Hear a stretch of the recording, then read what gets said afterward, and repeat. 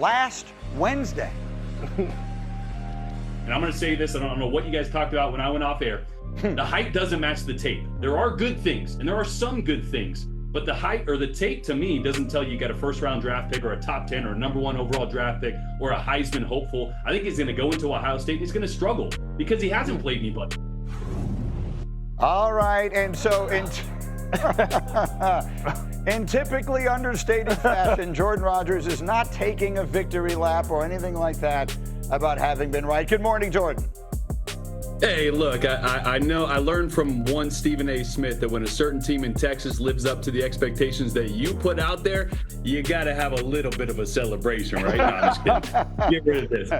But here's the thing. Like, I don't want to take a victory lap on Arch because it's just something that I expected. This kid's going to be really good down the road. I think we saw flashes of what we saw last year. I think his mechanics were a little all over the place. Feet were a little all over the place. Got to give a lot of credit to Matt Patricia. The defensive plan was amazing. It wasn't the pressure. It wasn't the blitzes. He only blitzed on 4 of 34 dropbacks for Arch. It was some of the mechanical issues. Facing an elite defense for the first time that's showing you things you weren't ready for. Everything was just moving a little too fast for Arch, and that's why you saw those inaccuracies. 5 underthrows, 3 overthrows, a lot of opportunities to hit big plays downfield. Now, will for a second push back against the narrative that Sark was conservative. I think he did exactly what he had to. He limited some of the full field progressions later in the game, went to some split field flood concepts. There were a lot of opportunities for Arch to hit big plays downfield. His eyes were on the wrong read at times, not getting or not being patient enough with it. So a lot left on the table. Kid's going to be good. He just needs to develop. He's going to win like his uncles win. Between the ears, it just takes time to develop that. All right, that's a good point. I'm glad that we got a chance to get that in, and I want to get your take on it in a minute, but I wanted to play the Tom Brady also. So Tom Brady, the greatest of all time, was asked his thoughts on what we saw from Arch Manning. And remember, the relationships involved in the families and all that kind of thing. And Tom Brady thinks this could wind up being the best thing that ever happened to him. Listen. The blessing is, I don't believe a quarterback, there needs to be resilience built up in the quarterback as well. So even though he didn't have his best game today and they lost, if he uses this to his advantage, Arch, he's going to be tougher for it. And he's going to have a better next game because of it. And I always felt like you've got to deal with a lot of adversity from a quarterback standpoint to toughen you up to be the true leader for the organization.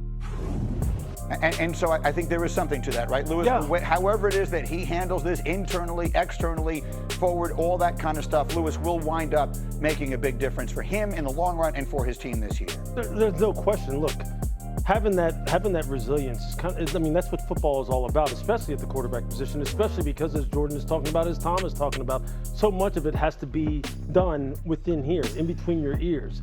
And a lot of times that's where things break down for all players, and in particular quarterbacks, because then they get inside their own head, they start questioning things, they start seeing things that aren't there, and then all of a sudden the process slows down. Next thing you know, you're late on throws, you're airmailing stuff, you're throwing interceptions, and then it all compounds.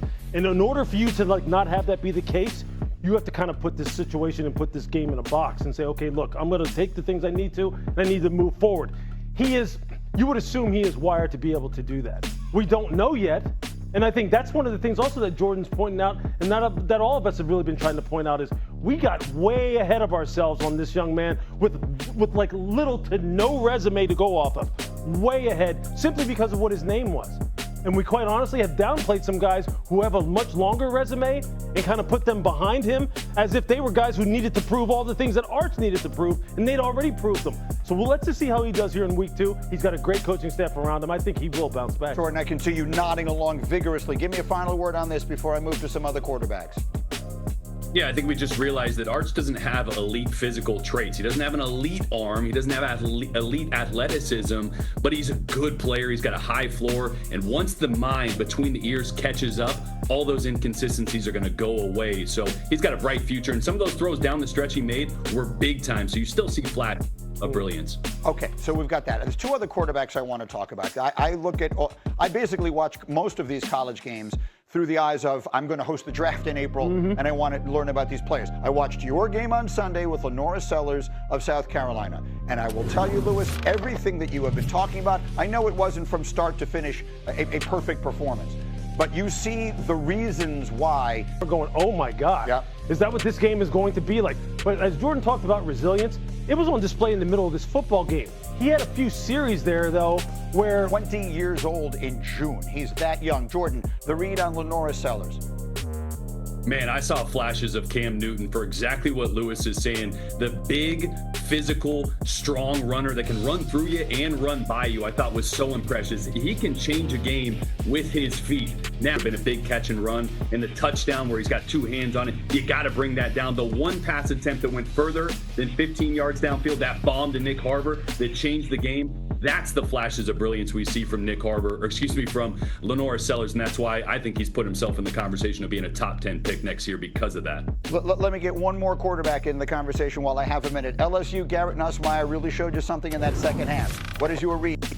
Yeah, I saw the best quarterback in the country, the most NFL-ready quarterback because of what he did at the line of scrimmage. He controlled the line of scrimmage. He adjusted protections. He changed plays at the line of scrimmage. He was brilliant under pressure, 5 of 6 for 52 yards, 4 first downs, only 1 sack, and most of all, he protected the football. That was his Achilles heel last year, throwing too many interceptions in bunches. He has elite arm talent, elite anticipation, which you saw on full display, and it was probably a B- game from him against the number 4 team in the country, and he got it done. So that bodes well for Garrett Nussmeier. I think he's the best in the country right now. I never understood why he wasn't getting more talk leading into this season. And I think it's because what people become is they become fixated on some of the trials and tribulations he had last year when he did have a stretch of interceptions, and they forgot about who this kid is and just how smooth and efficient and how much of a field general he is. He looked under control and in control this game from start to finish to me. And as far as him and Cade Klubnik, and I've seen Cade play live 3 or 4 times now, look, this is no disrespect to Cade, but he's not in Garrett Nussmeier's league. Garrett's in a different level. He's at a different level. Garrett, Lenoris, these are the guys you're going to be talking about as we go down the stretch. It'll be interesting to see what Drew Aller looks like. I hope I get a chance to see him live this year because he's another guy who's made tremendous strides. Carson Beck showed you something. Look, it's a great season if you like quarterback play in college football. We'll be here to watch it. 100%. Yeah. And in April, we're talking about 6-7 guys. Jordan, give me a final word. 6-7 guys that could be in the round 1. Go ahead, Jordan. Final word.